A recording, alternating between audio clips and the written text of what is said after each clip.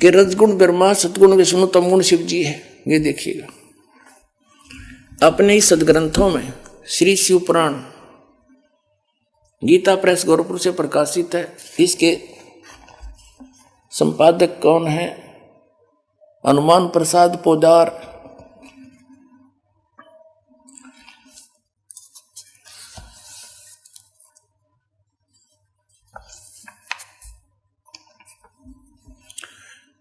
ये संक्षिप्त शिवपुराण रुद्र संहिता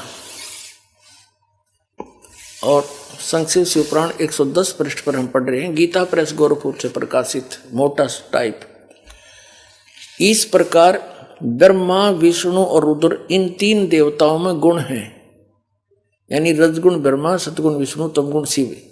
परंतु शिव गुणातीत माने गए हैं। वो शिव कौन है? ये इनका पिता है। ये वास्तविक रूप में नहीं आता, किसी कभी ब्रह्मा के रूप में आ जाता, कहीं विष्णु के रूप में। शिव पुराण में ये शिव के रूप में आया, जिस कारण से इसकी महिमा अलग से बनाई। अब इस कंसेप्ट को और क्लियर करते हैं कि इनसे अलग है उनका पिता। एक बार श्री ब्रह्मा जी और श्री विष्णु जी का आपस में झगड़ा हो गया, युद्ध हो गया। किस बात पे? ब्रह्मा जी कहता मैं तेरा पिता, विष्णु जी कहता मैं तेरा बाप। लट्ठम लट्ठा युद्ध हो गया शुरू। तो इस काल ने, इनके पिता ने, जो कहता मैं इनसे अलग रहता हूं, ये गुप्त रहता है, इसने ऊपर से एक स्तंभ छोड़ दिया, पिलर, लिंग पिलर का सफेद, इनके दोनों के बीच में खड़ा कर दिया एकदम। और बहुत लंबा चौड़ा, ऊपर तक लंबाई बहुत ज्यादा उसकी। इन्हें युद्ध बंद कर दिया। उसका और छोर खोजन में लग गए। फिर ये स्वयं आ गया अपने पुत्र शिव का रूप धारण करके, शिव रूप में। फिर इनको ज्ञान देने लगा। तो क्या बताता देखिएगा, ये शिव पुराण विद्वेश्वर संहिता और संक्षिप्त शिव पुराण 24 पृष्ठ पर। ये देखिएगा इनका बीच में जो स्तंभ खड़ा किया उसने, ये चित्र बना रखा है ब्रह्मा और विष्णु जी के बीच। फिर इनके बाद ये आ गया, प्रकट हो गया, इनसे बातें करने लगा। यहाँ पर 25 पृष्ठ पे ब्रह्मा और विष्णु ने पूछा, प्रभु सृष्टि आदि 5 कृत्यों के लक्षण क्या है, ये हम दोनों को बताइए। भगवान शिव बोले, युग काल आ गया शिव रूप में, अपने पुत्र के रूप में। मेरे कर्तव्यों को समझना अत्यंत गहन है, तथापि मैं कृपा पूर्वक तुम्हें उनके विषय में बता रहा हूं। यहां देखना अब 26 पृष्ठ पे ये क्या कहता है, पुत्रों तुम दोनों ने तपस्या करके प्रसन्न हुए मुझ परमेश्वर से सृष्टि तथा सतिथि नामक 2 कृत प्राप्त किए। ये तो दोनों हो गए, ब्रह्मा और विष्णु। फिर ये दोनों तुम्हें बहुत प्रिय हैं। इसी प्रकार मेरी विभूति स्वरूप रुद्र और महेश्वर ने, ये ने है मैंने, 2 अन्य उत्तम कर संहार और तिरोभाव मुझसे प्राप्त किए। अब से 2 गया, 2 थे ब्रह्मा विष्णु और 2 ये शंकर रुद्र और महेश्वर। 5वां यू बोलनिया जो शिव पुराण बोल रहा है। तो इससे क्या हो गया कि ये इनसे अलग है। ब्रह्मा विष्णु महेश, ये तीनों देवताओं में गुण है, ये इनसे न्यारा है। हो गया शिव पुराण से सिद्ध। ये 5वां अलग से है इनका पिता।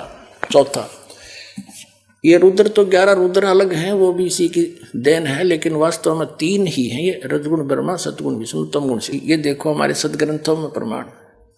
मार्कंडेय पुराण गीता प्रेस गोरखपुर से प्रकाशित है। ये गीता प्रेस गोरखपुर से प्रकाशित है और ये यहां से प्रकाशित है। इसके 123 पृष्ठ पर ले चलते हैं आपको। 122 से प्रारंभ करते हैं। यहां पर मार्कंडेय जी ज्ञान बता रहे हैं। मार्कंडेय जी बोले, मुने, यहां तक हम इसके सामने लेते हैं, यहां पर आते अपने मतलब की बात लेते। रजोगुण प्रधान ब्रह्मा, तमोगुण प्रधान रुद्र और सतगुण प्रधान विश्वपालक विष्णु हैं। यही 3 देवता हैं और यही 3 गुण हैं। इति सिद्धम रजगुण ब्रह्मा है, सतगुण विष्णु, तमगुण शिव जी। और क्लियर कर पुण्यात्माओं, ये ऐसा जटिल बना रखा है अध्यात्म ज्ञान, 9 सूत उलझा दिया इन अज्ञानियों ने काल से प्रेरित होकर।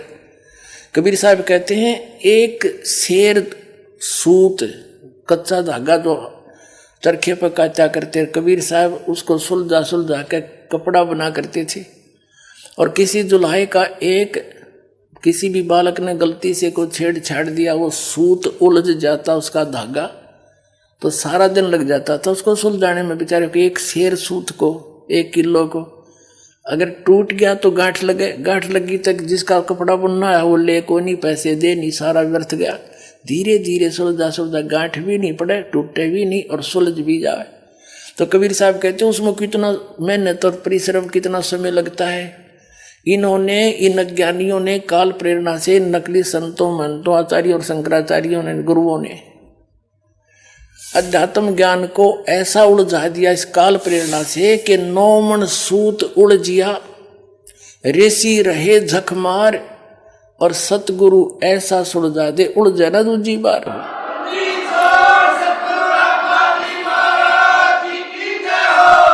अब इस सूत को सुलझाने के लिए दास ने इतने प्रमाण दिखाने पड़ते हैं, कहीं गांठ ना पड़ जा, थोड़ी सी भी कच्चा पॉइंट रह गया, नकलियों का दाव लग जाएगा। रामपाल झूठ बोल रहा है, और ये सारी झूठ बोल रहे, एक भी सच्ची नहीं।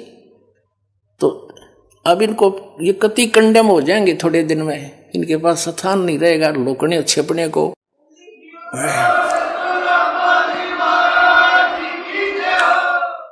या तो ये संत स्वीकार कर लेंगे कि सचमुच सच्चाई यही है और सबको कह देंगे अपने भक्त अनुयायियों को, इनका भार हल्का होगा, और नहीं तो इनको यहाँ जगह नहीं रहेगी हिंदुस्तान में रहने के लिए। एक दिन ऐसा आ जाएगा, पलायन करना पड़ेगा इनको दूसरे।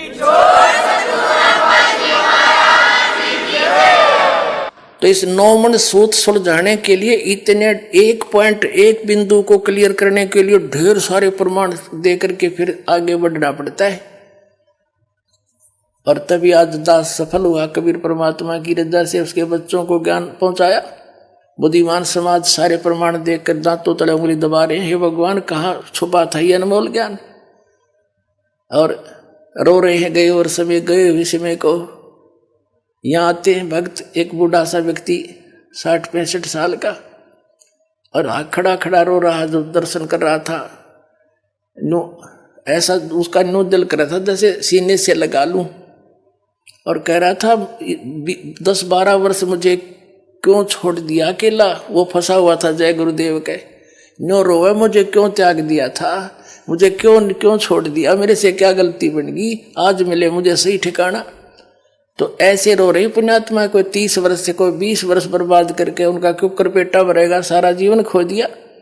लेकिन पुण्यात्मा घबराइयो ना, यह साधना ऐसी है, थोड़े दिन में रिकवर हो जाएगा सारा आपका पिछला सारा, चिंता मत करना।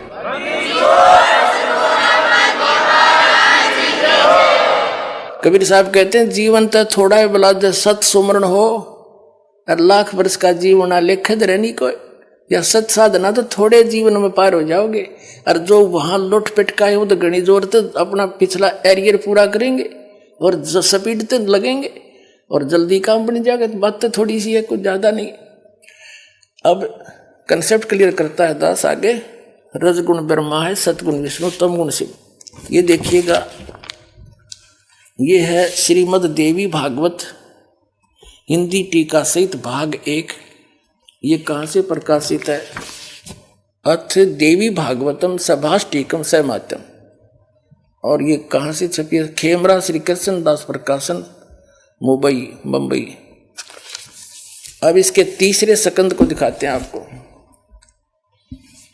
अथ श्री मद देवी भागवते भाषा टीका युक्ते तृतीय सकंद है प्रारंभते। इसके प्रश्न नंबर 11 पर आपको दिखाते हैं। यह है प्रश्न नंबर 11, देवी भागवत भाषा टीका तृतीय सकंद अध्याय 5 का। ये मंत्र नंबर हम 8वां पढ़ेंगे, 7वां या समाप्त हुआ।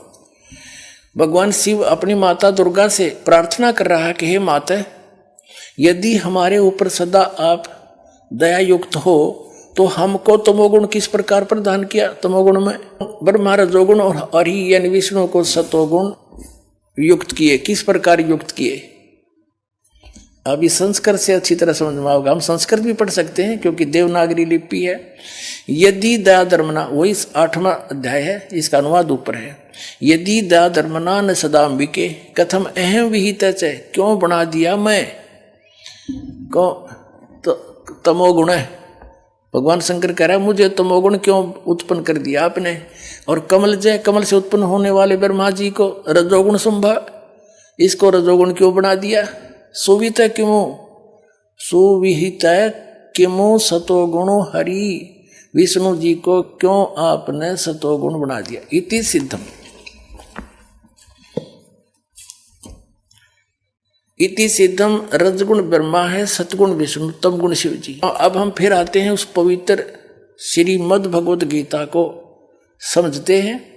7वें अध्याय के 12वें श्लोक में देखिएगा। अब हमने श्रीमद् भगवत गीता ले ली है, वो सदग्रंथ रख दिए हैं। अध्याय नंबर 7 का और श्लोक नंबर 12 अब बहुत आसानी से समझ में आओगा। और भी जो सतोगुण से उत्पन्न होने वाले भाव हैं यानी सतिथि, और जो रजोगुण से यानी उत्पत्ति और तमोगुण से संहार होने वाले भाव हैं, जो क्रियाएं हैं, उन सब को मुझ से ही होने वाले ऐसा जान, क्योंकि निमित्त यही है उसका, परंतु वास्तव में उनमें मैं और वे मुझ में नहीं है। यानी ये ब्रह्म जो है श्री कृष्ण में बोल रहा है, ये काल श्री कृष्ण में बोल रहा है। ब्रह्मा विष्णु महेश का पिता और विष्णु ही श्री कृष्ण थे, अपने पुत्र श्री कृष्ण में आकर ये बोल रहा है और गीता का ज्ञान दे रहा है। अब क्या बता रहा है अर्जुन को देखिएगा। अब हम 7वें अध्याय का 13वां श्लोक पढ़ेंगे। गुणों के कार्य रूप सात्विक, राजस और तामस, इन तीनों प्रकार के भावों से ये सारा संसार प्राण समुदाय मोहित हो रहा है।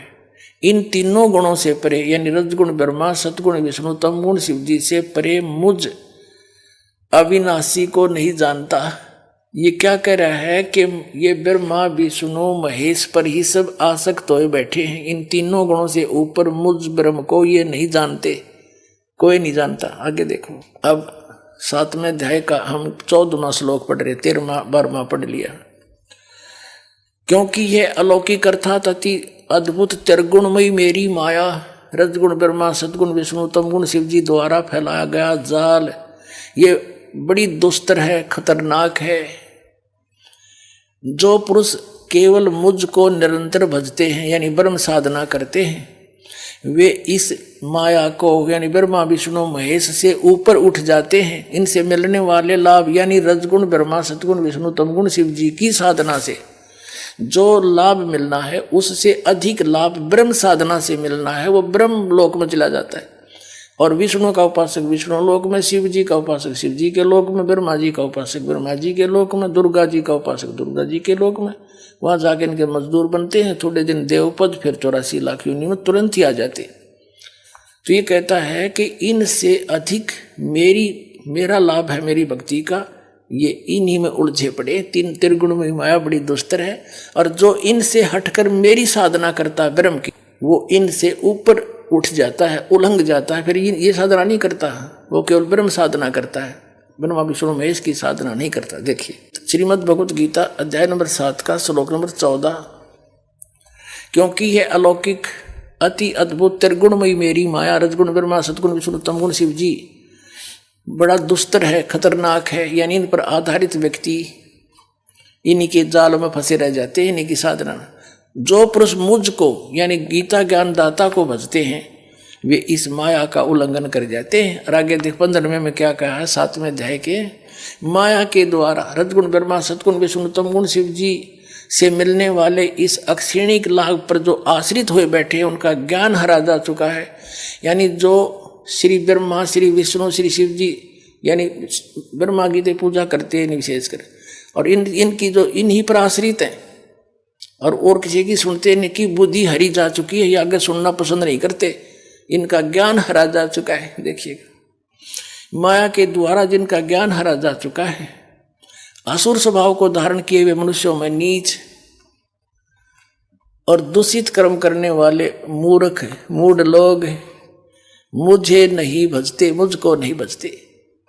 अब गीता ज्ञान दाता ब्रह्म है, श्री कृष्ण में प्रवेश करके बोल रहा है, इनका पिता है। ये कह रहा है कि ये जो केवल ब्रह्मा विष्णु महेश तक सीमित हो गया, आगे किसी की सुनने तैयार नहीं। ये राक्षस स्वभाव को धारण किए मनुष्यों में नीच दूषित कर्म करने वाले मूर्ख मेरी भक्ति भी ना करते। जब परमात्मा उनको सुनाने लगे, गुण तीनों की भक्ति में ये भूल पड़ो संसारे, कहे कबीर निज नाम बिना कैसे उतरो पारे। सर नमस्कार। नमस्ते सर जी। क्या नाम है आपका? राजेंद्र सोलंकी नाम है सर मेरा। जी कहाँ से आए आप? जिला चित्तौड़गढ़ राजस्थान से आया हूँ सर। क्या जो आप नशा करते थे संत रामपाल जी महाराज से नाम दीक्षा लेने के बाद छोड़ा आपने? हाँ सर, रामपाल महाराज से मैंने दीक्षा ली। उसके बाद जैसे मैं आश्रम में नहीं गया, उससे पहले मैं बीड़ी पीता पीता गया था यहाँ से, और मेरे को विश्वास भी नहीं था कि मैं ये सारे नशे मतलब छूट जाएंगे। लेकिन जैसे ही आश्रम में घुसते ही मेरे को ऐसा महसूस हुआ जैसे कोई स्वर्ग सतलोक में चला गया। और वहाँ जाके मेरे को ऐसा महसूस हुआ जैसे कि सब जो जितनी आत्मा थी, सब भगत लोग थे, सब भगत जी कह के बुलाते थे, इतना आदर दिया। और वहाँ अंदर जाते ही ऐसा मेरे को कुछ भी मतलब जो शरीर में था, जैसे कुछ वजन था, जो 50-100 किलो का वजन सर से नीचे उतार के वहीं रख दिया मैंने भगत जी। सर संत रामपाल जी महाराज से नाम दीक्षा लेने से आपको और क्या लाभ मिले? भगत जी, मेरे को सबसे बड़ा एक तो ये लाभ हुआ, जो मेरा घर का जो क्लेश था, जो रोज़ में दारू पी के अपनी पत्नी से झगड़ा हुआ करता था, एक तो ये ख़त्म हो गया। दूसरा ये हुआ सर जी, मैं हिंदुस्तान जिंक में जब मैं काम करता था, तो वहाँ पे मैं 10 साल से मैंने कमरे के भी लेने की मेरी औकात नहीं बनी थी सर। लेकिन बाद में परमात्मा संत रामपाल जी महाराज की ऐसी दया हुई, जो मेरे को 2 साल हुए थे नाम लिए ने सर जी, तो संत रामपाल जी महाराज ने मेरे को 10 लाख का एक बड़ा सा घर बनवा के मतलब दिलवा दिया। इतनी मेरी हैसियत बना दी भाई सर जी। सर जी, एक सबसे बड़ी ये भी एक बीमारी थी मेरी, जो जिसको एलर्जी बोला करते हैं सर। ये चित्तौड़गढ़ से जो बनाया हुआ है अपना, तो इसलिए ये अपने डॉक्टर अनीश जैन के यहाँ मैंने चेकअप करवाया था। उन्हें ये सोनोग्राफी करवा के दी थी। उन्हें बोला था कि आप 10 करोड़ रुपए भी खर्च कर दोगे, इस बीमारी का कोई इलाज नहीं है। आपका इसका इलाज है कि नाक पर पट्टी बांध के रखो और आप धूल मिट्टी से दूर रहो। और मैंने संत रामपाल जी महाराज को बस नाम लिया और दंडवत किया, और ये बीमारी मेरी ख़त्म हो गई। सर और क्या लाभ मिले?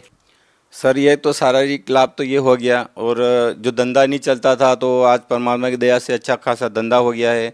जो पैसे के लिए 1-1 रुपये के लिए मोहताज थे, घूमते फिरते थे, आज मेरा अच्छा धंधा हो गया। मैं किसी की मैं तो मतलब आश्रय नहीं हूँ। मैं परमात्मा की इतनी रजा हो गई है, जो मैं अपना परिवार का आराम से घर चला रहा हूँ सर।